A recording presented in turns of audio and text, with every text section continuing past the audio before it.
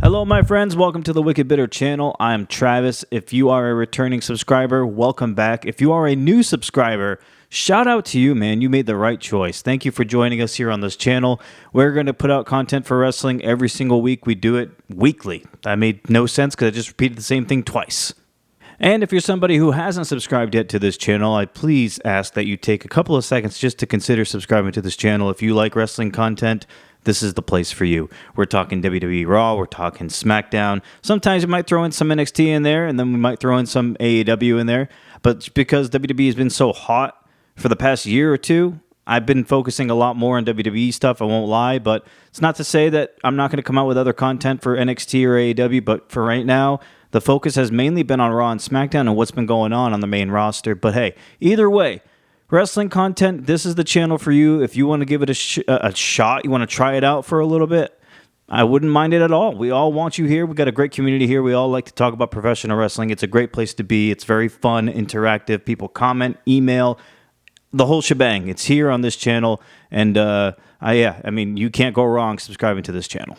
Where do I even begin with this past Monday Night Raw? There has been some things brewing, I feel like, in WWE. There's a lot of things where I feel like they're not giving it away too soon, and then I think they got a bunch of stuff that they're kind of simmering right now. They're waiting to let it go, waiting until it finishes or begins. Like, everything right now is kind of just like, it's after WrestleMania, so everybody's calming down, right? We already passed Backlash, so now we're looking for things to start moving a little bit more. The rosters have locked in since the draft, so what are we looking at here? And of course, there are the teases for the Uncle Howdy stuff, which we're going to talk about just a little bit. But as far as Monday Night Raw, the King of the Ring stuff is very interesting to me because I thought that Jey Uso would lose to Dragunov. I'm not surprised Jey Uso won.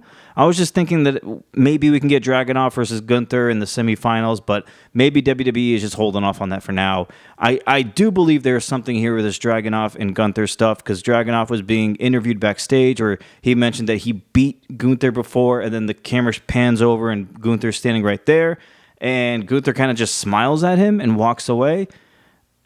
I think if this was an angry Gunther, he would have said something or did something, but he didn't do anything. And then at the end of the night, in the main event, Ilya Dragunov versus Jey Uso, Jey ended up winning, and then at the very end, Gunther comes walking down to the ring. He walks past Dragunov, and when he does it, he looks at Dragunov, he kind of smiles a little bit, and he gives a very tiny nod. Then he gets in the ring and faces off with Jey. That, to me, is very interesting. I feel like if this was a vengeful, spiteful, angry Gunther at Dragunov, I think he would have done something, but because he hasn't, and he's kind of smirked each time, it could be like a sign of respect that Dragunov has beaten him before. It could be a sign of respect that they've had this most intense rivalry before, feud before, and maybe we're looking at what I'm hoping is going to happen, is Dragunov joining Imperium with Kaiser and Gunther and running with them for a little bit, because when they eventually kick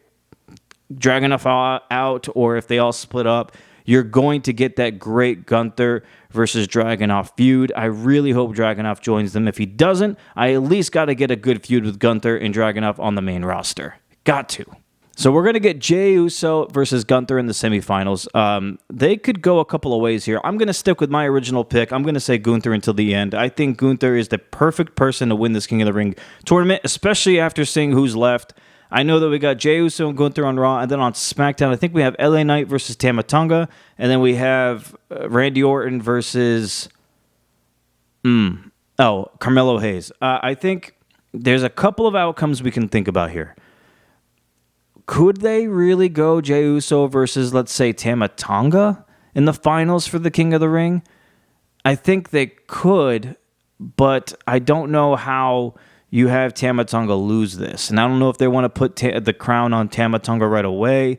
I mean, he's still very brand new to a lot of people, so I don't know how much faith either they have, or if they know if he would be a good King of the Ring. He's not going to really cut any promos because he hasn't talked so far. Like, do we really want Tama Tonga as the King of the Ring?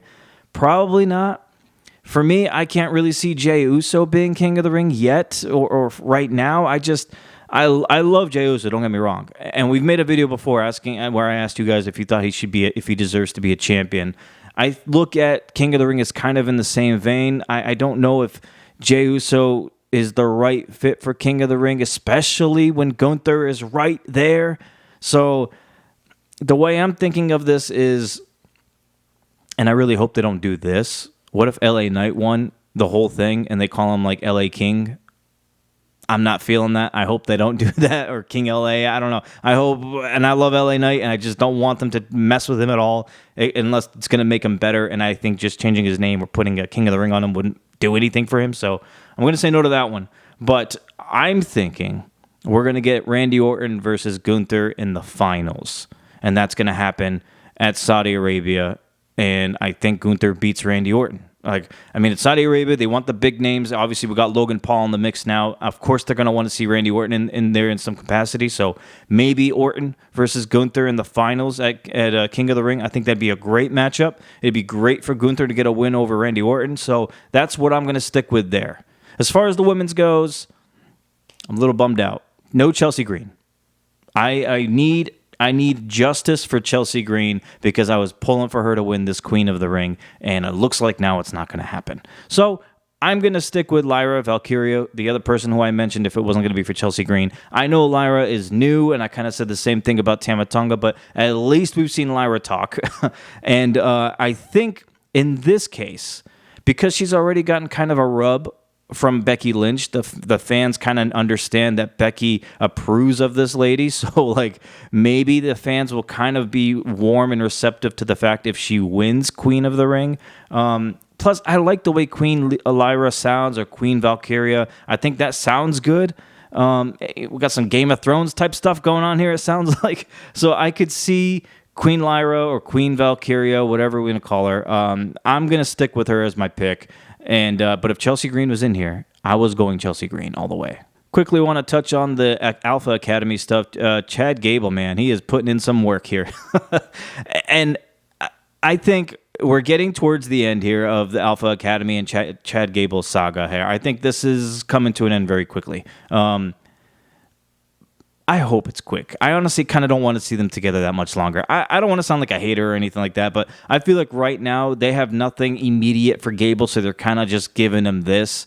I don't think Gable beats Sami Zayn at King of the Ring / Queen of the Ring. I don't think he beats him there. I think he might beat him either at SummerSlam or the next pay-per-view. I'm not sure. I don't think it's happening this coming PLE, so I think they're trying to find something for Gable to do in the meantime until he finally splits off with them. I would like to see Gable actually squad up with the Creed brothers and Ivy Nile. I think that would be cool. Let them run as like a heel faction. I think that'd be really fun. I know that's in the rumors. I'm not saying anything you guys haven't heard yet or thought of, but them all together I think would be really great. And I think Gable could bring out the best in all of them, honestly, the way I think they meant him to do it for Alpha Academy. My only concern is when Alpha Academy finally splits up, I really hope they don't do anything like release Otis or something like that, because we all know Otis has been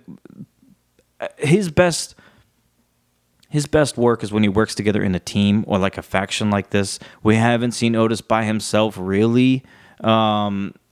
So I hope they don't just look at him as like, they can just release him or get rid of him. The fans still really love Otis. They adore him. So I think maybe, if anything, an NXT run or something. But I just hope they don't get rid of him. And the same for Akira. And I don't think they're going to get rid of Maxine. I don't think... I just hope they find something for those three to do when this eventually breaks off. Something extremely interesting happened. And if you've watched my other videos, you know I've kind of been talking about this.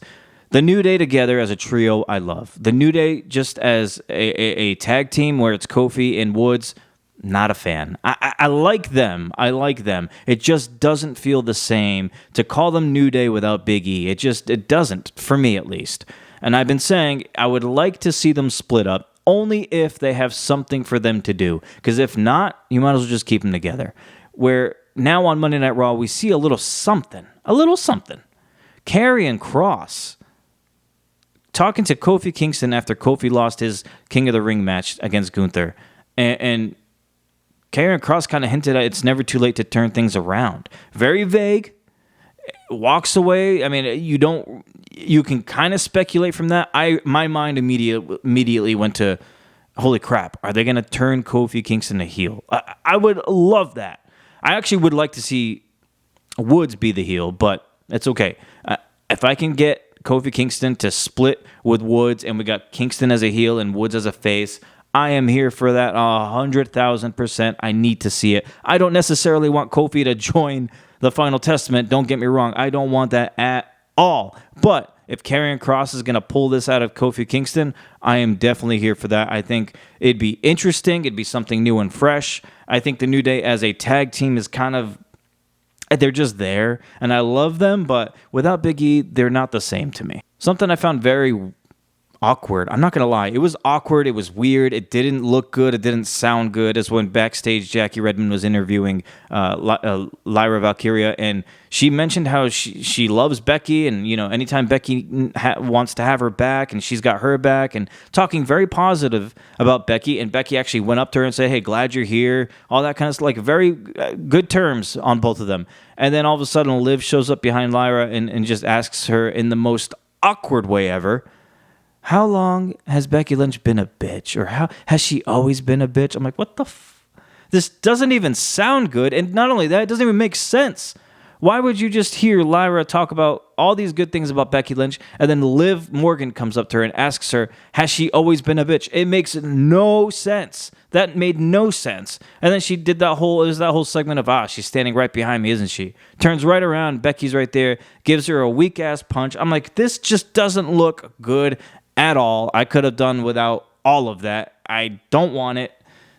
Let's find something else to do here. Another story, another promo, whatever, because this was just didn't do it for me. Last thing I want to talk about real quick, and I actually might have to make a whole nother video on this, but the QR code that showed up last night for the Wyatt stuff, I mean, that one was super interesting to me. I actually saved some things here because it's just too much for me to remember. I mean, we get papers with smiley faces on them that kind of tease us with that's like the whole Joe Gacy thing in NXT. If you remember that stuff, there's notes saying, do you want to meet them with a smiley face? Like some of the stuff that kind of stuck out to me was there's one here that says, I set them free. There was another one that said, I reminded him of who he was. I showed him his lies. Now he shows me his vision. It is beautiful. So right away, I'm thinking here, maybe there isn't a leader of the Wyatt Six or whatever they want to call them. Maybe everybody just still looks at Bray Wyatt as the leader or the Fiend. Maybe you can get away with saying the Fiend so that you don't have to keep bringing up Bray Wyatt's name. I don't know if they want to do that, but if they keep saying the Fiend, maybe they're all doing this, carrying out the Fiend's vision or something. There's other stuff here where it said they were trapped. I showed them how to open the door. To me, I think that's maybe them, Uncle Howdy maybe opening the door at the funhouse to let everybody out that's been stuck in there the whole time, and maybe that's a way we go with this. I mean, it's very interesting stuff here. A whole bunch more stuff here. What do you want to know? I am all of us. Very subliminal, very. There is one here that really got me. It's a picture of a couple of floppy disks, and maybe I'm not smart enough to put all this stuff together, but on one of the floppy disks, it says 5/16/24, 4 p.m., and then at the bottom right, it says which, and on the bottom left, there's a plus sign or a T. Some people are speculating that this might be 4 p.m. on 5/16/24 on Twitch, but I'm trying to think I don't know what WWE does anything on Twitch, do they? I don't think they do, unless maybe it's a superstar or a wrestler that streams on Twitch normally on Thursdays, that a QR code will show up there or something. There is no WWE programming on 5/16, so if it is Twitch, maybe we get another clue there or something. I don't know. It's very odd. I don't know if that's supposed to mean that or if we're just looking into it too deep. Maybe it has nothing to do with Twitch. I don't know, but that stuck out to me. And then there's a picture here. You guys can't really see it on the phone, but there's a picture here, and there's it's a blank screen, but it looks like there's a face there. Maybe it looks like Uncle Howdy's face. Some people said maybe it's Lily, like Alexa Bliss's Lily. And then the one I thought that was super crazy was this Wendy Lucho missing. Now, if you remember this lady, she was the therapist for The Fiend in those little segments that they would play. There's an article here now really saying that she's missing. Now, I don't think this is real life. I think this is because I don't think they would show that in this QR code. She is in this. She is in this somehow. I'm thinking, have the Wyatt Six maybe kidnapped this lady and they're all talking to her, or is that where all the notes are coming from? Is they're giving her all these notes or something? Maybe we see something with her.